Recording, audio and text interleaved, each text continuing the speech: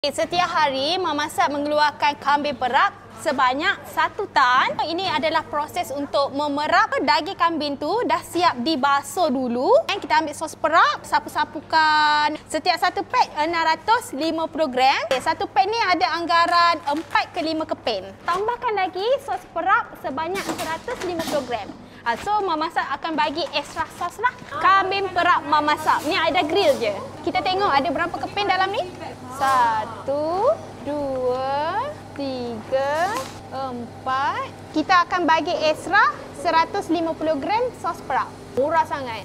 RM39.90. Biasanya nak masak ni dalam 7 hingga 10 minit. Dah masak. Cara buat sos perap Magic Mamasap ni dengan menggunakan 24 rempah. Dalam sos perap Magic Mamasap ni semua bahan dah ada dah. Kalau untuk sos ni macam-macam menu kita boleh masak. Okey, antaranya ikan bakar, nak buat shake up pun boleh. Macam mana nak dapatkan kambing perap dan sos perap Magic Mamasap ni? Korang boleh dapatkan dengan ejen-ejen sah Mamasap. And boleh datang terus ke cawangan-cawangan Mamasap yang kini berada di Semenanjung, Malaysia. Juga boleh pergi melayari kami punya sosial media.